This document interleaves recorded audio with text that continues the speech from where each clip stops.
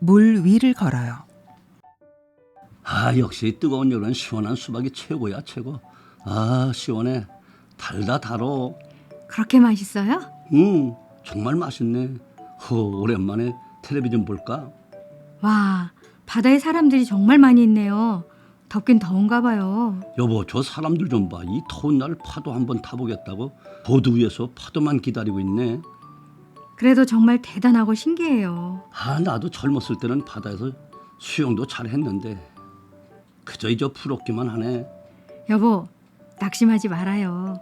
우리도 물 위를 걷는 사람들이에요. 한번 잘 들어보세요. 베드로가 대답하여 이르되 주여 만일 주님이시거든 나를 명하사 물 위로 오라 하소서 하니 오라 하시니 베드로가 배에서 내려 물 위로 걸어서 예수께로 가되 예수님께서는 산으로 기도하러 올라가시고 제자들은 배를 타고 갈릴리 바다를 건너가고 있었어요. 밤이 되자 큰 풍랑이 불기 시작했고 다시 돌아갈 수도 없는 상황에서 제자들은 풍랑에 휩쓸리지 않게 안간힘을 다했어요. 이른 새벽녘 제자들은 바다 멀리서 누군가 물 위에 서 있는 것을 보게 되었어요. 바다에 나타난 유령인 줄 알고 겁에 질려 벌벌 떨었어요. 물 위에 서 계신 예수님께서는 나다 두려워하지 말아라 라고 하시며 제자들을 안심시키셨어요. 그때 베드로가 예수님께 만일 주님이시라면 저를 물 위로 걸어오라고 하십시오 라고 말하자 예수님은 오라 하셨고 베드로는 배에서 내려 예수님을 향해 물 위를 걸어가기 시작했어요. 하지만 베드로는 큰 풍랑이 일자 두려움을 느꼈고 그 두려움을 느끼는 순간 물속으로 빠지고 말았어요. 베드로는 예수님께 주여 나를 구원하소서 라고 외쳤고 예수님은 즉시 그의 손을 붙잡으시며 믿음이 작은 자야 왜 의심하였느냐 라고 말씀하셨어요. 예수님께서 베드로를 데리고 배에 오르자마자 사납던 풍랑이 잔잔해졌어요. 여러분, 유대인들은 바다를 죽음으로 생각했어요.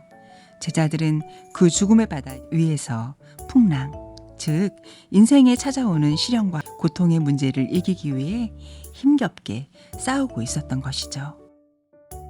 그런데 그 앞에 예수님께서는 죽음을 밟고 인생의 모든 문제를 이기며 서 계셨던 것이에요.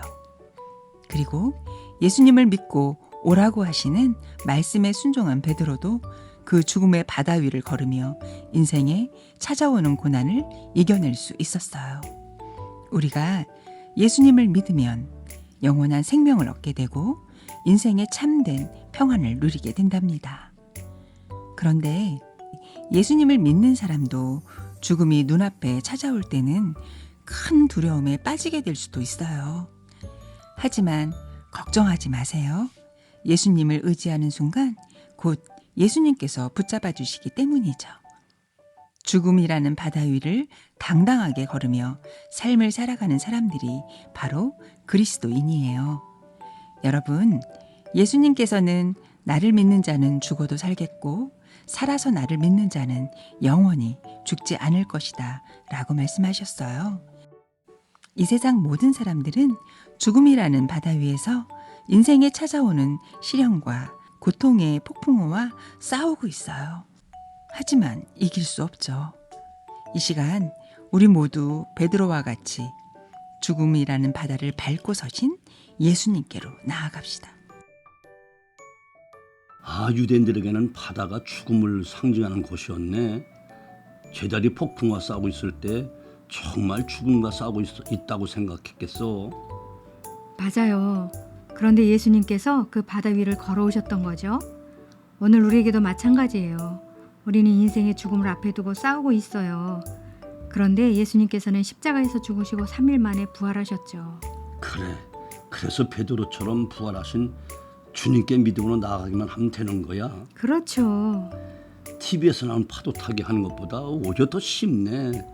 파도 타기는 내 능력이 되어야만 가능하지만 죽음을 이기는 것은 예수님 능력으로 되는 것이니까.